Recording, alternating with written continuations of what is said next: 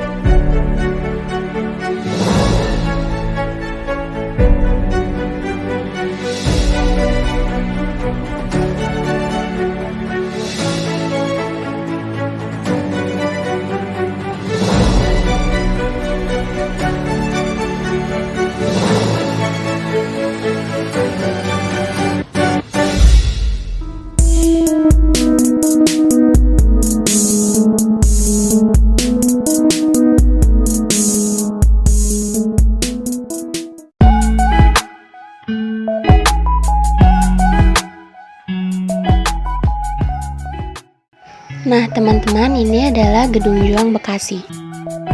Gedung Juang Tambun adalah sebuah situs sejarah yang terletak di Kecamatan Tambun Selatan, Kabupaten Bekasi, Provinsi Jawa Barat, yang saat ini difungsikan sebagai Museum Bekasi yang dikelola oleh pemerintah Kabupaten Bekasi. Gedung Juang ini didirikan melalui dua tahap. Tahap pertama pada tahun 1906 sampai 1910 dan tahap kedua tahun 1925. Bangunan Gedung Juang 45 pada masa Hindia Belanda dikenal sebagai Landuis Tambun atau masyarakat menyebutnya Gedung Tinggi. Keberadaan Landuis Tambun tidak terlepas dari sebagian besar wilayah Batavia dan sekitarnya berstatus sebagai tanah partikelir. Pada 1863, tanah partikelir di wilayah Batavia dan sekitarnya mencapai 304 buah termasuk tanah partikelir yang berada di bawah Afdeling Master Cornelis. Sampai tahun 1933, tanah partikelir di wilayah Bekasi berjumlah 26 buah. Dan salah satunya adalah tanah partikelir Tambun yang didirikan pada 1841 oleh Kauti Jansek. Pada 1886, produksi pertanian yang dihasilkan di tanah partikelir Tambun adalah padi dan kacang. Pada 1926, selain dua komoditas itu, tanah partikelir Tambun pun menghasilkan kelapa dan karet. Pada 1926, tanah partikelir Tambun berpenduduk 33.000 jiwa dan menjadi tanah partikelir terbesar ketiga setelah tanah partikelir Cikarang dan tanah partikelir Bekasi. Untuk memperlancar administrasi, pada 1906 masa Pichkou Jengki yang dikelola oleh Choi Oihon membangun sebuah rumah besar yang dikenal dengan sebutan Landuis Tambun. Bangunan tahun 1910 tersebut diperkirakan difungsikan sebagai bangunan servis penunjang untuk segala aktivitas di Landuis Tambun. Dalam kurun waktu 1942 sampai 1945, Landuis Tambun diambil alih oleh pemerintah militer Jepang dan dijadikan sebagai dapur umum bagi tentara Jepang. Tambun diambil alih pemerintah Indonesia dan dijadikan sebagai markas Tentara Keamanan Rakyat yang kemudian menjelma menjadi Tentara Nasional Indonesia. Selain itu, pernah digunakan juga sebagai kantor sementara Bupati Jatinegara, kantor Komite Nasional Indonesia Daerah Jatinegara, dan kantor pusat Komando Perjuangan Republik Indonesia. Pada awal 1949, Gedung Tinggi diambil alih Netherlands Indië Civil Administration. Pada 1950, gedung tersebut diambil alih kembali oleh pemerintah Indonesia dan dijadikan sebagai kantor Dinas Pekerjaan Umum Kabupaten Bekasi. Dari tahun 1951 sampai 1962 pernah dijadikan sebagai markas Batalion Kian Santang dan tempat persidangan DPRS dan DPRD.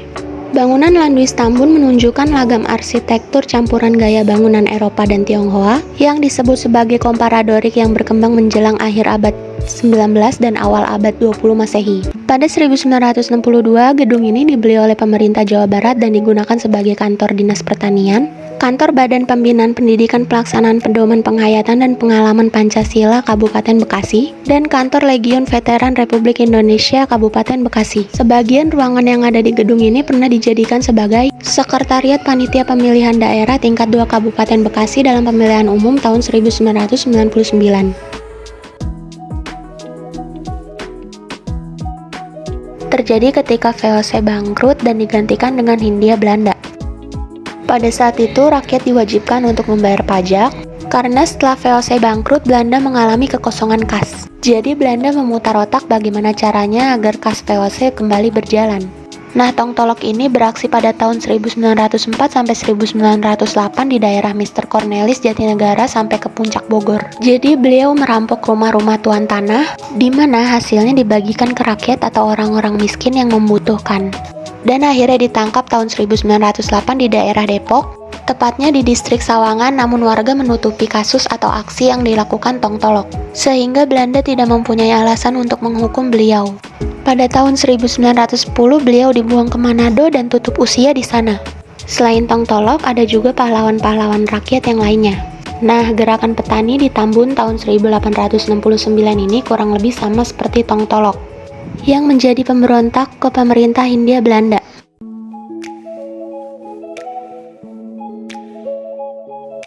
Berdasarkan UU mengenai daerah pemekaran Bekasi, di lubang bawah tanah ini sudah digali sedalam 2-4 meter, namun masih dalam proses karena tadinya akan dijadikan atraksi, agar wisatawan bisa turun ke bawah karena di stasiun Tambun ditemukan ruang hampa dan nyambung ke sini. Tapi ternyata dikonfirmasi Leiden ada 2 jalur lagi di Gedung Juang, namun belum diketahui keberadaannya di sini atau gedung sebelahnya. Cuman fungsi awalnya sebagai transportasi dan menaruh hasil perkebunan. Makanya memiliki akses ke stasiun Tambun. Nah, ketika Jepang masuk, ini sempat dijadikan sebagai penjara bawah tanah.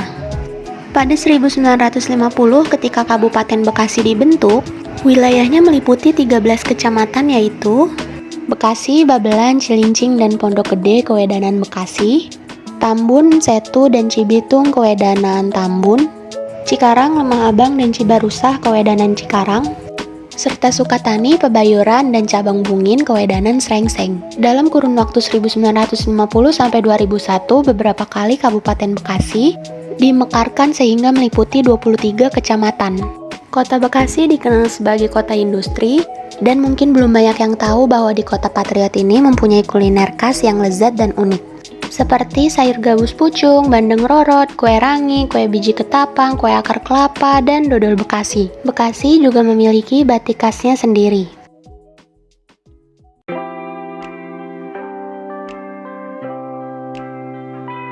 Bekasi juga memiliki kesenian khasnya, seperti tari topeng, alat musik tanjidor, kesenian ujungan, tari jaipongan, dan alat musik calung.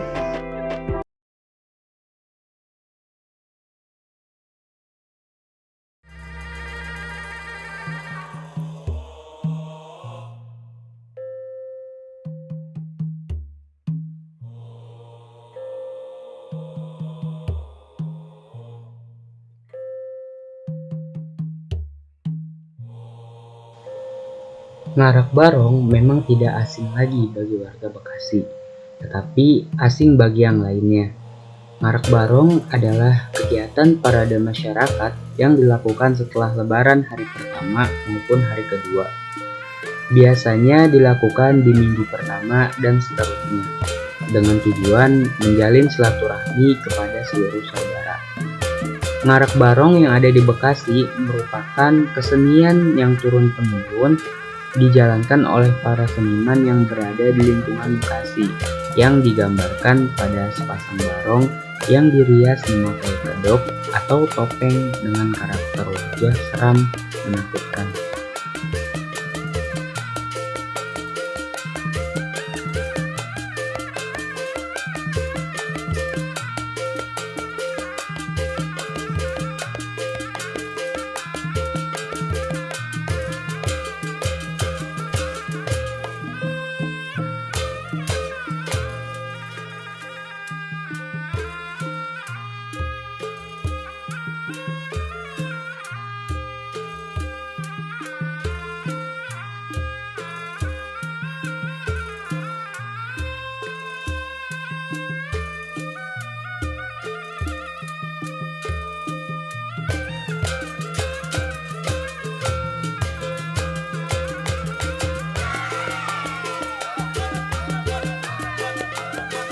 Seni barongan merupakan seni tradisional lokal yang mempunyai ciri kekhasannya tersendiri. sehingga menjadi pembeda pada kesenian yang lainnya, khususnya dalam berpakaian dan juga gerakan yang selalu diiringi dengan musik. Model dan gaya tari barongan berkarakter bebas dan keserempakan mengikuti alunan musik yang mengiringinya. Barongan berasal dari kata barong dengan ditambah akhiran an yang memiliki arti rupa atau bentuk yang mengambil contoh barong.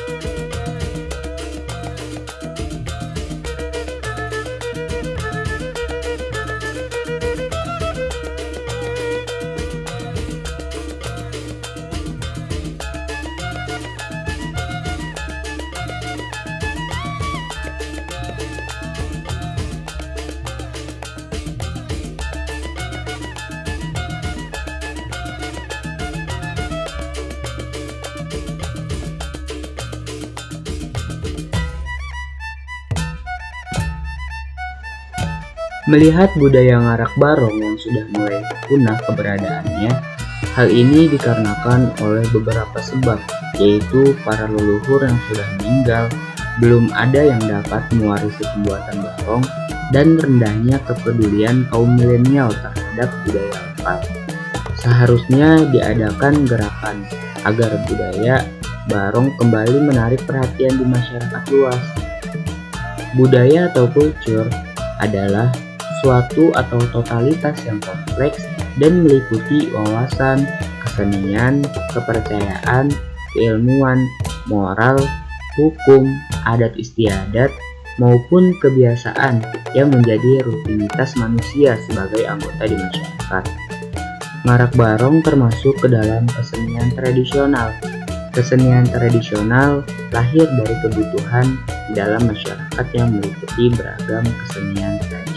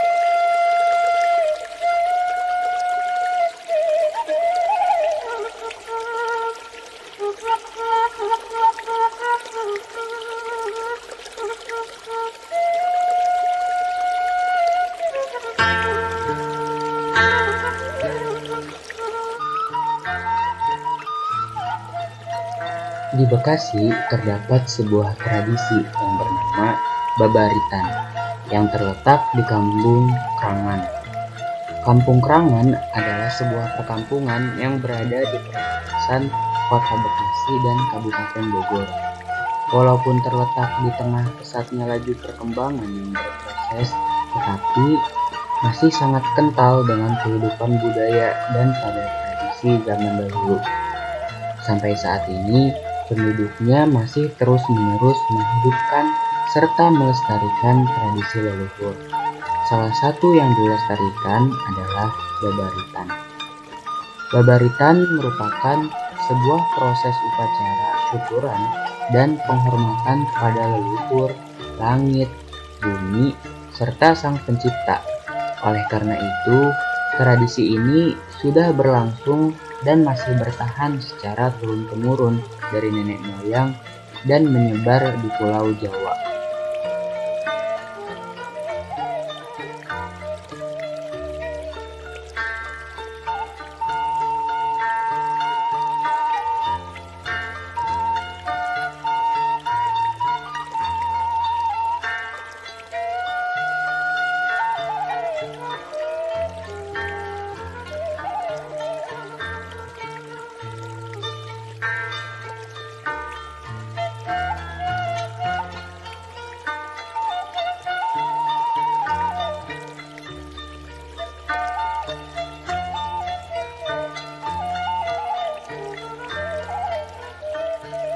Tradisi babaritan masih dilaksanakan setiap tahun, meskipun mereka berada di tengah kota. Tradisi babaritan diadakan sebagai rasa bersyukur kepada Allah Subhanahu wa Ta'ala atas keberkahan yang melimpah, menginginkan keberkahan dan keselamatan kepada Allah Subhanahu wa Ta'ala, mendoakan para sesepuh yang telah meninggal, serta melakukan ritual tawaf bala. Tradisi ini sering diadakan antara bulan Syawal dengan Zulhijjah, yaitu tanggal 15 pertengahan dilaksanakan pada Jumat siang. Dalam acaranya, para warga berkumpul dan menggelar tikar dan juga daun pisang, hingga membuat sebuah anyaman dari bambu yang isinya berupa makanan sebagai sesajen yang berisikan hasil bumi seperti buah, kue, ikan, daging, serta nasi 5 warna dan digantung di pohon. Upacara dipimpin oleh sesepuh dengan melantunkan doa-doa sebagai rasa ucap syukur dan meminta keberkahan untuk tahun yang akan datang. Itulah budaya serta tradisi yang ada di Kabupaten Bekasi. Meskipun sudah termasuk kota metropolitan, tetapi budaya tersebut masih tetap dijaga, bahkan didukung oleh pemerintah, agar budaya dan tradisi tersebut tidak hilang dimakan oleh zaman.